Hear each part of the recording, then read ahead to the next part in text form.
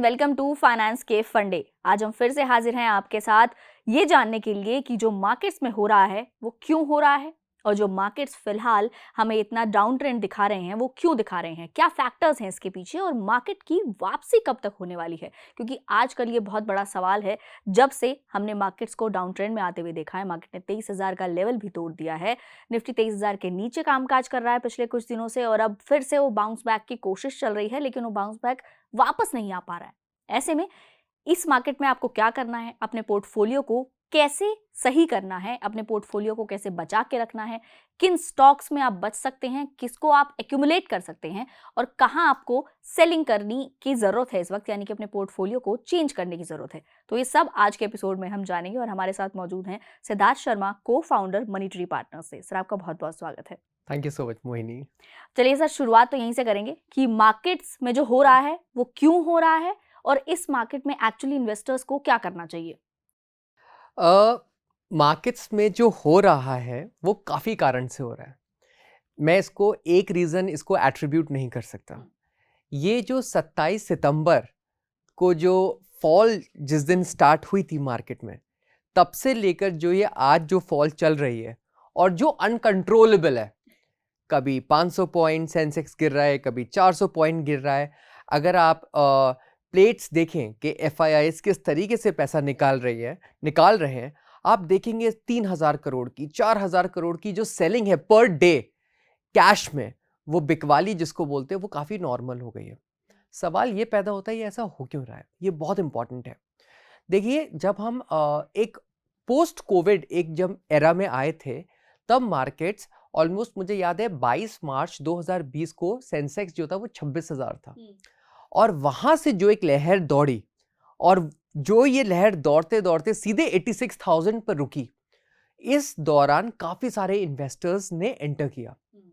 उनको ऐसा लगता था कि मार्केट्स एक एफडी है जो हर साल आपको 18 से 22% रिटर्न देती है, लेकिन वो ये भूल जाते हैं कि मार्केट्स में भी एक बियर फेज आता है जिसको हम एक लल फेज बोलते हैं। मेरे बहुत सारे पॉडकास्ट, मेरे बहुत सारे शोज में मैंने ये डिस्कस किया है कि मार्केट्स का एक डाउनटर्न फेज भी होता है और ये फेज कोई इंडिया से कैरेक्टराइज्ड नहीं है। अगर आप यूएस मार्केट भी देखें तो यूएस मार्केट्स ने 2.5-3 साल परफॉर्मेंस नहीं दी थी last year, but Indian markets के साथ ऐसा क्या पेचीदा हो गया जिसके कारण इंडियन मार्केट्स परफॉर्म नहीं कर रहे हैं। तो मैं बताऊंगा ये ना काफ़ी सारे कारण हैं और मैं ये एक आपको एक फेज, एक रेल के थ्रू लेके जाऊंगा। 27 सितंबर को इंडियन मार्केट्स में सबसे बड़ी प्रॉब्लम ये आई कि चाइना अपना एक फिस्कल पैकेज लेकर आ रहा था। जब फिस्कल पैकेज लेकर आ रहा था और चाइना जैसी इमर्जिंग इकोनॉमी भी काफ़ी टाइम से परफॉर्मेंस नहीं दे रही थी, स्पेशली उसका जो रियल एस्टेट सेक्टर था, तो बहुत सारे जो एफआईआईज थे वो चाइना की तरफ माइग्रेट कर गए, ये सोच के कि चाइना में अगर वो इन्वेस्ट करेंगे तो रिटर्न्स वहाँ बेटर आएगा। ये चलता रहा। फिर जब चाइना ने अपना पैकेज लॉन्च किया तो वो उनके सेंटिमेंट्स को के खरे नहीं उतर पाया, उनके एक्सपेक्टेशंस उस लेवल के नहीं आया, जिसके कारण चाइनीज मार्केट्स ने नेगेटिवली रिएक्ट किया, बट पैसा तो इंडियन मार्केट से चला गया। फिर उसके बाद यूएस प्रेसिडेंशियल इलेक्शंस होने थे जिसमें दो बहुत बड़े कॉन्टेस्टेंट्स खड़े होने थे, कमाला हैरिस एंड हमारे डोनाल्ड ट्रंप, और ये बहुत ही एक वॉलेटाइल सिचुएशन क्रिएट हो रहा था। डेमोक्रेट्स आएंगे, रिपब्लिक आएंगे, डेमोक्रेट्स आएंगे, रिपब्लिक आ रहे हैं, तो उसके कारण एक पूरे वर्ल्ड में एक असमंजस का एक सिचुएशन बन गई थी। उसी दौरान जब ये चल रहा था तभी इंडियन मार्केट्स में Q2 के रिजल्ट्स आए और कि जो Q2 के रिजल्ट्स आए वो रिजल्ट्स अपने एक्सपेक्टेशन से काफ़ी नीचे आए, चाहे वो आपके कंजम्पशन के नंबर हों, चाहे वो आपके फाइनेंस के नंबर हों, आईटी के नंबर हों, तो उसने एक मार्केट को एक नेगेटिव सेंटिमेंट्स दिया। उसके बाद जैसे यूएस प्रेसिडेंशियल इलेक्शंस खत्म हुए और डोनाल्ड ट्रंप पावर में आए, उन्होंने अपना जो ट्रेड टैरिफ का जो एक मुहिम है वो चालू कर दिया, चाहे वो कनाडा के अगेंस्ट हो, चाहे वो कोलंबिया के अगेंस्ट हो, चाहे वो चाइना के अगेंस्ट हो, और वो स्टार्ट हो गया। इसी दौरान जो पॉलिटिकल लेवल भी थोड़ी ठीक नहीं था। ईरान और हमास का वॉर कंट्रोल नहीं हो रहा था, यूक्रेन और रशिया का वॉर कंट्रोल नहीं हो रहा था, तो वो भी एक इंटरनेशनल इन्वेस्टर्स को काफ़ी प्रॉब्लम के सिचुएशन में रख रहा था। अब धीरे धीरे और सारे जितने भी इश्यूज थे वो तो रिजॉल्व हो गए। अब last but not the least एक ट्रेड टैरिफ का एक इशू है वो कंटिन्यू रह गया। और इसके कारण एक पूरे वर्ल्ड में एक अनसर्टेनिटी सी बन गई कि अब किसके अगेंस्ट टैरिफ, और क्या अगर इंडिया के अगेंस्ट टैरिफ लगता है तो क्या इंडिया इतनी रेजिलिएंट है कि उस टैरिफ्स को के अगेंस्ट एब्जॉर्ब कर पाएगी। और इनफैक्ट अगर आज सुबह के आप न्यूज़ में देखें तो इंडिया ने काफ़ी सारे विस्कीज़ पे अपना टैरिफ कम कर दिया है, जो विस्कीज़ बॉर्न अगर आपको पता हो, जो विस्कीज़ एक्चुअली यूएस से इंपोर्ट होती है, क्योंकि हम लोग इस पोजीशन में नहीं है कि हम टैरिफ्स को बियर कर पाए ज़्यादा, because India US is one amongst the largest trading partners of India. इस दौरान इसके कारण क्या हुआ, जो हमारी करेंसी है वो डिवैल्यू करनी स्टार्ट हो गई। जैसे ही हमारी इंडियन करेंसी डिवैल्यू करी, उस डिवैल्यूएशन के चक्कर में फॉरेन इन्वेस्टर्स इंडिया से बाहर निकले और उन्होंने यूएस में अपना पैसा इन्वेस्ट करना स्टार्ट कर दिया। और ये सारे कारण रहे एक के बाद एक, जिसके कारण एक इंडियन मार्केट्स में आई थिंक 2008 के बाद ये पहला ऐसा फेज आया है जहां फॉरेन इंस्टीट्यूशनल इन्वेस्टर्स की इतनी ज़्यादा मैसिव सेलिंग हुई है। बट मैं आपको ये भी बताना चाहूँगा, जैसे कहते हैं every cloud has a silver lining, domestic investors ने जिस तरीके से पार्टिसिपेशन दिखाया है specially in the last 4 months, इससे काफ़ी ये क्लियर हो जाता है कि आज डोमेस्टिक इन्वेस्टर्स काफ़ी मैच्योर्ड हैं, काफ़ी रेजिलिएंट हैं। उन्होंने इस इकोनॉमी को गिरने से काफ़ी कुछ बचाया। और इस दौरान इस गिरावट में सरकार ने और आरबीआई ने भी काफ़ी सारे स्टेप्स उठाए। सबसे बड़ा स्टेप तो यही था कि जहां बजट में उन्होंने 12 लाख का जो एक एग्जेम्पशन दे दिया एक नॉर्मल लेमैन, 25 बेसिस पॉइंट का रेट कट भी। उससे पहले इनफैक्ट मैं बताऊं कि आरबीआई ने एक डॉलर स्वैप कर दिया था, जिसको वो बोल रहे थे pre rate cut before the actual rate cut. उसके बाद आरबीआई ने, जैसे आपने बताया, 25 बेसिस पॉइंट का रेट कट कर दिया। अभी आरबीआई 10 दिन बाद ओएमओज लाने वाली है, ओपन मार्केट ऑपरेशन, जहां पे वो रुपीस फ्लोट करेगी अपनी करेंसी को बचाने के लिए। तो ये सारे स्टेप्स जो सरकार और आरबीआई की तरफ से हैं, ये बेसिकली सिर्फ करेंसी को बचाने के कारण है। और करेंसी की जो डिवैल्यूएशन हो रही है वो सिर्फ स्टॉक मार्केट तक ही लिमिटेड नहीं है, वो सारे सेक्टर्स, चाहे वो एग्रीकल्चरल हो, चाहे वो आईटी हो, चाहे वो फार्मास्यूटिकल्स हो, चाहे वो इंडस्ट्रियल गुड्स हो, चाहे वो इलेक्ट्रॉनिक गुड्स हो, जहां पर भी एक्सपोर्ट और इंपोर्ट रिलेटेड है, वहां वो उसका इम्पैक्ट डेफिनेटली देखा जा रहा है। तो जैसे आपने मुझसे सवाल पूछा क्या कारण थे, हाँ, तो मैं समझी कि इसके कारण मेनली एफआईआईज की सेलिंग जो हमने देखी स्टार्टिंग से लेके अब तक, काफी जनवरी के महीने में तो आई गेस इतनी सेलिंग थी जो पिछले कई सालों में नहीं हुई है, उसका रिकॉर्ड टूटा है उस सेलिंग का। बीच में एफआईआईज कुछ समय के लिए वापस भी आए थे, लेकिन उस तरीके से वापस नहीं आ पाए जैसे वो आने चाहिए थे। यूएस की जो टेरिफ वॉर जो अभी तक चल ही रही है, उसका अनक्लैरिफाइड अब तक जो वर्जन हम देख रहे हैं। इसके अलावा वॉर जो इतने टाइम से चल रही है, हालांकि वो मार्केट पहले कर चुके थे उसको, लेकिन उसके बाद फिर से जब ये सब शुरू हुआ तो मार्केट उन सब चीज़ों को नहीं शायद एब्जॉर्ब कर पाए। लेकिन एक सवाल ये कि बाकी सारी जो मार्केट हैं, वो सारी मार्केट इतना नहीं अब गिर रही हैं जितना इंडियन मार्केट गिर रही है। इंडियन मार्केट में क्या मेनली ये फैक्टर एफआईआई सेलिंग ही है? Well, very very good question. Indian markets में अगर इनफैक्ट आज का ही मैंने सुबह स्टैटिस्टिक्स देख रहा था, अगर आप और जितनी भी इमर्जिंग मार्केट इकोनॉमीज हैं, चाहे वो हांगकांग मार्केट देखें, चाइनीज़ मार्केट देखें, ताइवान मार्केट देखें, ब्राज़ील का देखें, अर्जेंटीना का देखें, साउथ ईस्ट एशिया देखें, वो इतना नहीं गिरा जितना इंडियन मार्केट्स गिरा। इसके पीछे कारण क्या है? इसके पीछे कारण ये है, इंडियन मार्केट्स के अंदर इतना ज़्यादा एफआईआईज़ का पंप इन हो रहा था। पिछले 4 साल से इंडियन मार्केट्स बहुत एक्सपेंसिव होती जा रही थी। इकोनॉमिक्स में एक टर्म होता है जिसको बोलते हैं market cap to GDP. Market cap, इसका मतलब ये है कि एक जीडीपी कितना मार्केट के क्वांटम को एब्जॉर्ब कर सकता है। 100% मार्केट कैप टू जीडीपी मतलब जितनी जीडीपी है उतना ही मार्केट कैप है, which is an ideal situation, लेकिन ऐसा कभी होता नहीं है। कम जब मार्केट कैप टू जीडीपी होती है तो इसका मतलब एक कंट्री के अंदर एब्जॉर्ब करने की क्षमता बहुत ज्यादा है। और लेट्स से अगर किसी का 110 या 120 मार्केट कैप टू जीडीपी, इसका मतलब मार्केट कैप बहुत ज्यादा है, जीडीपी इतनी एब्जॉर्ब नहीं कर पा रही है, तो वो फ्लश आउट होना स्टार्ट होता है। इंडिया में भी वही हो रहा था। अगर आप mid caps and small caps देखें तो उनकी जो वैल्यूएशन थी वो बहुत एक्सपेंसिव होती जा रही थी। और ये एक्सपेंसिव आज से नहीं हुई थी, ये एक्सपेंसिव पिछले 2 साल से हो रही थी। एग्जैक्टली एक अलार्मिंग बेल्स बज रहे थे सारे फंड मैनेजर्स के अंदर, सारे इन्वेस्टर्स के अंदर, डिस्ट्रीब्यूटर्स के अंदर, पोर्टफोलियो मैनेजर्स के अंदर, वेल्थ क्रिएटर्स के अंदर, कि जो mid caps and small caps हैं वो बहुत एक्सपेंसिव होते जा रहे हैं। इससे ये कभी भी ट्रिगर पॉइंट आ सकता है जहां से ये आपको रिवर्स रिएक्शंस दे सकते हैं। एक्चुअली तभी जब हम लास्ट ईयर जब अभी हम बात कर रहे थे, तो जितने भी लोगों से हमने बातचीत की, जितने भी एक्सपर्ट्स से हमने बातचीत की, वो भी ये कह रहे थे, क्योंकि किसी को कोई भी टाइम नहीं डिसाइड कर सकता है मार्केट में कि कब करेक्शन आएगी या Correct. कब वो स्टार्ट होगा करेक्शन होना, क्योंकि जिस वक्त भी को प्रिडिक्ट करते थे कि मार्केट करेक्ट होगा, तभी मार्केट और चढ़ जाता था। और इससे जो कोविड वाले मेनली इन्वेस्टर्स जो हैं, जितना हमने ऑब्जर्व किया है, जो कोविड वाले इन्वेस्टर्स थे, उनको जितना गेन मिल चुका था, उनको ऐसा लग रहा था, जो हमने स्टार्ट में बातचीत की, कि मार्केट कभी गिरेगा ही नहीं। इस Exactly. मार्केट में सिर्फ अप मूव ही आएंगे, हमारा मार्केट सिर्फ चलता ही This रहेगा, is ये a नीचे psychological कभी problem. This is a कभी नीचे behavioral आएगा ही problem. नहीं। तो Correct. ऐसा नहीं होता, मार्केट में हमेशा करेक्शंस होती हैं और तभी मार्केट एक सही लेवल पे आता है। हमेशा हम पहले भी जब हम बात करते तो हमने बात की थी कि मार्केट ओवर प्राइस हो चुका है, ओवर Correct. वैल्यूएशन पे मार्केट ट्रेड कर रहा है। जितनी भी स्टॉक्स हैं वो उनके पी बहुत ज़्यादा बढ़ गए हैं, सारी चीज़ें पी रेशियोज इतने बढ़ गए हैं कि उनको खरीद नहीं सकते आप स्टॉक्स को, सब ओवर वैल्यूड था। लेकिन अब वो जो वैल्यूएशन है, वो वैल्यूएशन के लिहाज से करेक्शन आई है। पहले लार्ज कैप्स में करेक्शन हुई क्योंकि उनसे एफआईआई सेलिंग हुई, उसके बाद अब जो मिड कैप स्मॉल कैप में हुई है, उस सेलिंग से ज़्यादा घबराए हैं लोग, क्योंकि जितने पोर्टफोलियोज थे उन्होंने उसमें वो जो जितना गेन था वो मिड कैप स्मॉल कैप का था, उसमें ऑलमोस्ट उनका 80-90% तो पक्का उसी का था ऑलमोस्ट। Correct. और Correct. इसी वजह से उनके पोर्टफोलियोज जो हैं वो इतने डाउन हैं। That's अब true. ऐसे लोगों को इस मार्केट में क्या करना है? मोहिनी, कहते हैं कि every incidence gives you a sense of experience. Investors को सबसे पहले तो ये समझना बहुत ज़रूरी है, और मैं स्पेशली इंडियन इन्वेस्टर्स की बात इसलिए कर रहा हूँ क्योंकि इंडियन इन्वेस्टर्स ने एक मैसिव रैली देखी है इंडियन मार्केट्स में।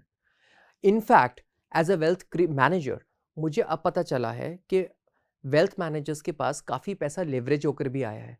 लोगों ने लोन्स पे पैसा लेकर अपना इन्वेस्टमेंट्स किया है। तो मैं आपको कि इस क्वेश्चन के माध्यम से जो ग्लोबली जो लोग हमारा ये शो देख रहे हैं, मैं उनको ये बताना चाहूँगा, पॉइंट नंबर 1, आप ब्लाइंडली आप किसी भी एसेट क्लास के रिटर्न्स को आप चेज नहीं कर सकते। अगर आप चेज कर रहे हैं तो आपको ये भी पता होना चाहिए कि उसके साथ क्या रिस्क एसोसिएटेड है, because higher returns comes with a higher risk. अगर आप मिड एंड स्मॉल कैप में जा रहे हैं एंड लास्ट 1 ईयर अगर 40% तक के अगर mid and small cap returns आ रहे हैं, इसका मतलब ये बिल्कुल नहीं है कि फ्यूचरिस्टिकली भी वो 40% के रिटर्न्स भी आएंगे। It was a good Fortune of Indian markets कि आपके 40% के एबनॉर्मल रिटर्न्स पोर्टफोलियो के अंदर आ गए हैं। तो अगेन सबसे पहले एसेट एलोकेशन इज द बज। आप अपने पोर्टफोलियो को इतना स्टेबल बना के रखें कि किसी भी, मैं इनफैक्ट ये बताना चाहूंगा, ट्रंप का जो टैरिफ है वो एक लास्ट ट्रिगर पॉइंट था जिसके कारण मिड एंड स्मॉल कैप्स जो इतने ओवरली हाइप थे एंड इतने हाई ओवर वैल्यूएशन के जोन में थे, वहां से वो पत्ते गिरने चालू हुए। अगर वो नहीं होता तो कोई और रीजन होता, कोई और नहीं होता तो कुछ और रीजन होता, बट रीजन जरूर होता, बिकॉज इतने हाई वैल्यूएशन पे सस्टेन करना पॉसिबल नहीं है। तो इन्वेस्टर्स को ये समझना बहुत जरूरी है कि जब भी वो अपना पोर्टफोलियो डिजाइन करें, उसमें एक स्पेसिफिक कॉम्पोजिशन हर चीज का होना बहुत जरूरी है। चाहे वो लार्ज कैप हो, चाहे वो एक मिड कैप हो, चाहे वो एक स्मॉल कैप हो, चाहे वो गोल्ड हो, चाहे वो रीट्स हो, कुछ भी हो। आप ब्लाइंडली अगर आप सिर्फ इंस्टाग्राम की वीडियोस देखकर और आप अननेसेसरी आप मार्केट्स को चेस करेंगे, तो ये होना बहुत लाजमी है। It is just like saying कि आपके पेट में दर्द हो रहा है, आपने इंटरनेट पे सर्च किया, आपने इंस्टाग्राम में मेडिसिन देखी और आपने वो मेडिसिन खा ली। चलिए, अब इंस्टाग्राम वाला प्रॉब्लम तो आइए जल्दी सॉल्व हो जाएगा, क्योंकि सेबी ने अच्छी खासी गाइडलाइंस निकाल दी है इंस्टाग्राम के लिए और फिर इन्फ्लुएंसर्स के लिए। तो आई गेस ये वाली प्रॉब्लम जल्दी सॉल्व हो जाएगी और लोगों को एक्चुअली अब अच्छी एडवाइस मिलने लगेगी, या वो भी थोड़ा स्विच करेंगे अच्छी एडवाइस की तरफ जैसे जैसे उन्हें पता चलता जाएगा कि क्या हो रहा है। और हमने अभी गोल्ड की बात की, गोल्ड पे आना तो बहुत ज़रूरी है। हर एसेट क्लास अलग अलग तरह का रिटर्न देती है। अब हमने इक्विटी को देखा, पिछले साल जब एंड हुआ तो आखिर में आई गेस 9% का रिटर्न पूरे साल में हमने, जो क्योंकि करेक्शन तब आ चुकी थी एंड फेज में, तो वो रिटर्न 9% पे आ गया गिर के, जो स्टार्ट से अच्छा खासा रिटर्न चलता रहा था। इस साल में अभी तक तो हमने इतना अच्छा नहीं कुछ बनते देखा, इनफैक्ट लोगों के पोर्टफोलियो कट डाउन होते ही देखे हैं। करेक्ट। तो आने वाले समय में क्या होता है ये आने वाले फैक्टर्स बताएंगे।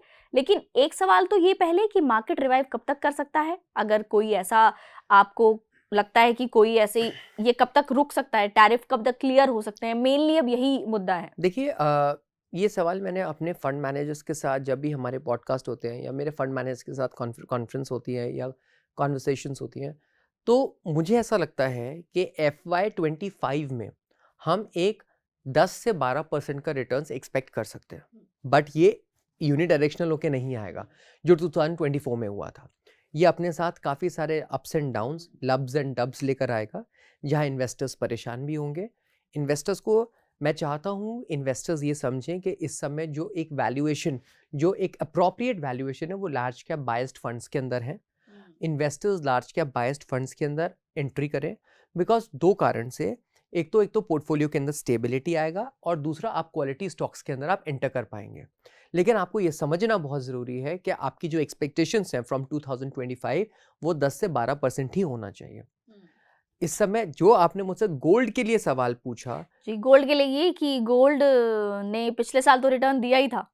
इस साल जब पिछले साल ज़्यादा रिटर्न दे दिया तो एक्सपेक्टेशन सबकी ये हो गई कि इस साल का जो रिटर्न है वो इतना ज़्यादा नहीं रहेगा। लेकिन अभी तक हम ऑलरेडी $2900 पर आउंस का रेट, उससे ऊपर का रेट इंटरनेशनल मार्केट में देख चुके हैं। करेक्ट, इंडिया में जो रेट है 87,000 से अबव जा चुका है, उससे भी Correct. अबव हम देख चुके हैं। अब सीधा प्रेडिक्शन 1 लाख पे आ गई है करेक्ट, कि 1 लाख हो जाएगा जल्द से जल्द। करेक्ट। तो अगर ये जियोपॉलिटिकल सिचुएशन नहीं सुधरी तो आपको क्या लगता है, अब gold as an asset class, जैसे पहले हम पोर्टफोलियो में 5% 10% का हिस्सा रखते थे, क्या उसे बढ़ा देना चाहिए, या फिर आप गोल्ड की बजाय सिल्वर पे ज्यादा बुलिश होंगे इस वक्त? वेल, अगर आप बहुत सारे फंड हाउसेस को देखें तो फंड हाउसेस ने गोल्ड एंड सिल्वर के ETFs या म्यूचुअल फंड्स लॉन्च कर दिए हैं।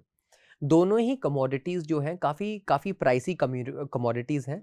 इन्वेस्टर्स अपना गोल्ड एंड सिल्वर ETFs या म्यूचुअल फंड्स या फंड ऑफ फंड रूट्स के थ्रू अगर इन्वेस्ट करते भी हैं तो अपना पोर्टफोलियोज में 5 से 10% जो पोर्टफोलियो है वो गोल्ड में रख सकते हैं। गोल्ड में अगेन सवाल ये पैदा होता है कि पोर्टफोलियो में अगर 5 से 10% का रख रहे हैं तो वो किस पर्पस से रख रहे हैं? क्या उस पोर्टफोलियो को हेज करा रहे हैं गोल्ड से, या वो मिड एंड स्मॉल कैप की तरह गोल्ड को भी ब्लाइंडली चेस कर रहे हैं रिटर्न्स के पॉइंट ऑफ व्यू से? तो एक गोल्ड एक बहुत अच्छा एसेट क्लास है, स्टेबिलिटी देता है पोर्टफोलियो में। अगर आपके पोर्टफोलियो में 10% के आसपास का इस वैल्यूएशन या इस मार्केट के हिसाब से अगर आपके पास एक गोल्ड है तो it is a very good fund. और अगर कोई इन्वेस्टर डायरेक्टली गोल्ड में एंटर नहीं कर रहा है तो वो मल्टी एसेट फंड्स के थ्रू भी गोल्ड के अंदर एंटर कर सकता है, जहाँ पे strategic entry and exit fund manager decide करता है कि गोल्ड को कब पोर्टफोलियो का पार्ट बनाना है, उसको कितना इंक्रीज करना है और कब गोल्ड से एग्जिट करना है। तो मैं इन्वेस्टर्स को यही बोलूँगा, seeing the current geopolitical scenario, 5 से 10% का जो पोर्टफोलियो है वो आप अपने गोल्ड में डाइवर्सिफाई कर सकते हैं, जैसे पोर्टफोलियो में एक टेम्पररी तौर से एक स्टेबिलिटी तो देख सकते हैं आप। बिल्कुल। गोल्ड के अलावा भी अब जब हमने जो स्टार्टिंग में बात की कि जो कंजम्पशन है उसको बूस्ट करने के लिए सरकार ऑलरेडी बहुत कुछ कर चुकी है। सरकार ने बजट में 12 लाख तक की इनकम को टैक्स फ्री किया। उसके बाद जो अब उसके बाद आरबीआई ने रेट कट्स किए। अब उन रेट कट्स के बाद जो सिनेरियो है वो हालांकि इतनी जल्दी तो नहीं होने वाला है कि इतनी जल्दी हमें वो उसका इम्पैक्ट नज़र आएगा। उसका इम्पैक्ट हमें धीरे धीरे नज़र आएगा, क्योंकि वो स्टार्ट भी अप्रैल से होगा, उसके बाद होगा। तो ऐसे में ये हमेशा कहा जाता है कि जब मार्केट डाउन होता है तब आपको मार्केट में पैसा लगाने का जो समय होता है वो बहुत सही समय होता है। तो इस वक्त जो पैसा लगाने का समय है वो कहाँ सही है? आपको कौन सा ज़्यादा, हमने मिड कैप, स्मॉल कैप की बात की और लार्ज कैप, तीनों में से किस में आपको लगता है वैल्यूएशन वाइज करेक्शन अच्छी है? देखिए, कहते हैं कि आइडियलिज्म में और प्रैक्टिकलिटी में बहुत अंतर होता है। आइडियल सिचुएशन तो आपने बता ही दिया कि गोल्ड के अंदर, या आइडियल सिचुएशन तो ये होना चाहिए कि इस समय मैसिव इनफ्लोज होना चाहिए और डोमेस्टिक इन्वेस्टर्स इनफ्लो कर भी रहे हैं। बट प्रॉब्लम ये होता है that there is something which is known as negative sentiments. जो एक नेगेटिव सेंटिमेंट्स मार्केट के अंदर इस समय दौड़ रहा है, उससे इन्वेस्टर्स काफी फियरफुल और एंजाइटी के स्टेट में है। उनको लगता है कि अगर हम ये अभी लगा देंगे तो ऐसा ना और गिर जाए, हाँ, ऐसा ना हो और गिर जाए, तो क्या सही लगा। इसको इकोनॉमिक्स के टर्म्स में इसको डिफ्लेशनरी प्रेशर्स भी बोलते हैं। लोग इसलिए नहीं खरीद रहे क्योंकि लोगों को लगता है कि थोड़ा और रुक जाए तो और सस्ता मिल जाएगा, और फिर वो कभी नहीं आता और है, वो कभी वक्त नहीं आता। एक्चुअली इनफैक्ट एक स्टैटिस्टिक्स है, जिन इन्वेस्टर्स ने कोविड के टाइम पे एग्जिट किया था वो आज तक को एंटर नहीं कर पाए क्योंकि उनको वैल्यूएशंस मिली ही नहीं। उसके बाद वो वैल्यूएशन तो शायद अब भी नहीं आ पाएगी जो तब थी। एग्जैक्टली। तो coming back to your point, अगर इन्वेस्टर्स को इस समय इन्वेस्ट करना है तो लोग investors flexi cap oriented funds में, जो कि लार्ज कैप बाइज्ड है, 70 to 72% to 75% also in some fund houses, वहां पर इन्वेस्ट करें। पहली चीज़। दूसरी चीज़, अपना 5 से 10% जो अपना पोर्टफोलियो है वो गोल्ड के अंदर रखें। और तीसरी चीज़, एसआईपीज़ के फॉर्म में वो इन्वेस्टर्स अपना पैसा मार्केट्स के अंदर डिप्लॉय करें, जिससे हर एक लेवल पर आपको एक एंट्री पॉइंट मिलेगी और आपका पैसा जो है वो ग्रो करेगा। एक्चुअली जो आपने रिटर्न की बात की, रिटर्न की जो एक्सपेक्टेशन है वो भी मुझे लगता है मार्केट नहीं बढ़ाई है, क्योंकि लास्ट ईयर जब हमने देखा, लास्ट ईयर और उससे पिछले साल भी रिटर्न मार्केट में इतने अच्छे आए हैं कि मुझे समझ नहीं आता कि इसमें किसकी गलती है, लोगों की, मार्केट की, मतलब किसका फॉल्ट है इसमें। क्योंकि एक्चुअली जो हम अभी पीई की बात कर रहे थे, हम कर रहे थे ओवर वैल्यूएशन की बात, लोगों की एक्सपेक्टेशन कैसे बढ़ी? बिकॉज ऑफ मार्केट ने इतना परफॉर्म किया, मार्केट इतनी तेजी से चला, इतनी तेजी से बढ़ा। उस वक्त सीधा अगला लेवल्स तो सीधा 26,000 का जो लेवल हमने टच किया था निफ्टी में, उसके बाद तो सीधा लेवल 30,000, 30,000 अगले 2 साल में हम कर लेंगे, 26 तक हम 30,000 चले जाएंगे, सीधा ये लेवल आ गया था। और अब तो वापस हम 23,000 पे आ गए हैं। अब वापस उस लेवल पे जाने में कितना वक्त लगेगा sir? Again a good question. जैसे मैंने बताया कि हम एक्सपेक्ट कर सकते हैं कि मार्केट इस साल 13-14% का रिटर्न देगा ईयर ऑन ईयर। तो ये सवाल एक्चुअली बहुत मुश्किल है, क्योंकि ये मैं क्या, कोई भी टॉप एक्सपर्ट्स या वेल्थ मैनेजर्स या इन्वेस्टमेंट एडवाइज़र या इकोनॉमिस्ट जवाब नहीं दे सकते, because this is completely driven by a demand and supply game. Dollar का क्या होता है, किस तरीके से सरकार स्टेप्स उठाती है, मेजर्स लेती है डॉलर को डिवैल्यू, मतलब रुपये को डिवैल्यू होने से रोकने के लिए। But again I would say, जो भी इन्वेस्टर्स इस समय पेन देख रहे हैं, ये उनकी पेशेंस का एक टेस्ट है। इस पेन के कारण ही कल को उनके पोर्टफोलियोज के अंदर रिटर्न्स आएंगे। इन्वेस्टर्स को ये समझना बहुत ज़रूरी है कि मार्केट्स कभी यूनिडायरेक्शनल नहीं होते। स्पेशली इस मार्केट के इस फेज़ ने इन्वेस्टर्स को ये समझा दिया है बहुत क्लियरली कि आप high level of over expectations अगर आप रखेंगे तो एक प्रॉब्लमेटिक स्टेट है। मार्केट्स का अपना एक चलन है, अपना एक ट्रेट है, अपना एक कैरेक्टरिस्टिक है। वो आपको रिटर्न्स पैसा बना के देगा, लेकिन आपको पेशेंस रखना पड़ेगा। There is no strategy of get rich quick, ये कभी नहीं होता। ये आई गेस अब समझ आएगा इन्वेस्टर्स को। एग्जैक्टली, और इन्वेस्टर्स को ये समझना बहुत ज़रूरी है। जिस तरीके से आपकी लाइफ में इतने अप्स एंड डाउन्स आते हैं, आपका क्या पूरा दिन सिर्फ एक ही यूनिडायरेक्शनल रहता है? जब दिन यूनिडायरेक्शनल नहीं रहता, लाइफ यूनिडायरेक्शनल नहीं रहती, तो मार्केट जो इतनी बड़ी एंटिटी है, जहाँ इतने सारे इन्वेस्टर्स, रिटेल इंस्टीट्यूशंस सब इन्वॉल्व है, तो वो कैसे सिर्फ एक ही चलन में लेके जा सकता है आपके पैसे को? इन्वेस्टर्स को समझना बहुत ज़रूरी है कि ब्लाइंडलेसली रिटर्न्स को चेज ना करें, एक्सपेक्टेशंस को मॉडरेट रखें, एसआईपीज को कंटिन्यू रखें, और मार्केट से एक जो 12 से जैसे 10 years rolling average returns is 12%, तो अब 12 से 15% के जो रिटर्न्स है आप उसको अपने पोर्टफोलियोज में एक्सपेक्ट कर सकते हैं। और माइंडलेसली जो बहुत रिस्की इंस्ट्रूमेंट्स हैं उनसे बच के रखें। इनफैक्ट आप जैसे जितने शोज आते हैं वो काफ़ी क्लियर कट लोगों को सचेत कर देते हैं कि इस समय मिड कैप्स महंगे हो रहे हैं, स्मॉल कैप्स महंगे हो रहे हैं। इन्वेस्टर्स को ये समझना बहुत ज़रूरी है। एग्जैक्टली इन मैं आपसे आखिरी सवाल यही पूछने वाली थी, लेकिन आपने इन्वेस्टर्स के लिए जो कहा वो एक्चुअली उनके लिए सुनना बहुत ज़रूरी है, क्योंकि इस मार्केट में सबसे मुश्किल उनके लिए यही हो गया है कि जो उनके पोर्टफोलियोज कट डाउन हुए हैं उसको हैंडल करना शायद उनके लिए ज़्यादा मुश्किल हो गया है। तो जो आपने कहा वो शायद बहुत सही है कि इन्वेस्टर्स को इन सब चीज़ों को ध्यान में रख के ही थोड़ा पेशेंसली अब डील करना चाहिए। और बिकॉज एक और जो चीज़, जो इस समय सिक्योरिटीज़ या पोर्टफोलियोज नीचे हैं, उसको वो इस समय कोई ना छेड़ें। They should not touch their portfolios.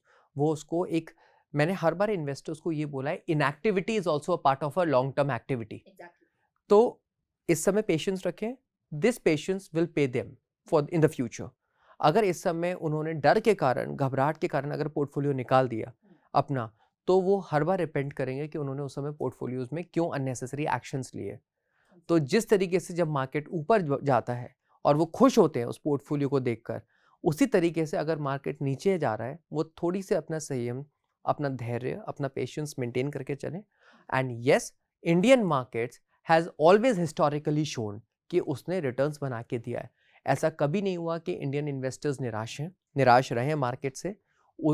और सबसे बड़ा जो आंकड़ा है वो एसआईपी का डेटा है। 25,000 करोड़ की जो एसआईपी चल रही है, वो क्लियर कट ये एक इंडिकेशन दे रही है कि चाहे वो एक 19 साल का एक इंडिविजुअल इन्वेस्टर हो या एक 80 साल के बुजुर्ग हो, सब ने एसआईपीज के फॉर्म में इंडियन मार्केट्स को एक बढ़ाने के लिए काम किया है।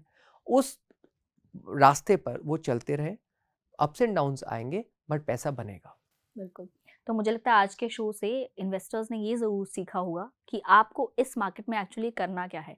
इस मार्केट में सबसे ज़्यादा इंपॉर्टेंट है आपकी पेशेंस, क्योंकि अगर आपने पेशेंस रखी तो इस मार्केट से, इस बियर फेज मार्केट अगर आप इसे बोलेंगे, तब भी आप इससे निकल जाएंगे। लेकिन अगर इस वक्त आप पैनिक कर गए तो फिर आपके पोर्टफोलियोज में ये जो डेंट लगेगा उसे शायद रिकवर करने में आपको बहुत ज़्यादा समय लग जाएगा। और आज सर ने बहुत अच्छी तरीके से समझाया कि आपको कैसे अपने पोर्टफोलियोज को मैनेज करना है। अगर कोई नया भी बनाना चाह रहा है तो उसको कैसे इस वक्त बनाना है, इसके अलावा क्या अच्छा है क्या बुरा है, और कैसे अपने आप को हैंडल करना है, यही इस वक्त सबसे ज़्यादा ज़रूरी है। तो ऐसे ही आप हमें देखते रहें ताकि हम आप तक ऐसी ही इन्फॉर्मेशन, ज़रूरी बातें आप तक पहुंचाते रहें, और हमें ऐसे ही फॉलो करते रहें ताकि हम फिर से सर के साथ कोई नया शो लेकर आएँ और फिर से आप तक ऐसी चीज़ें पहुंचाएं। तब तक के लिए देखते रहें जागरण बिजनेस।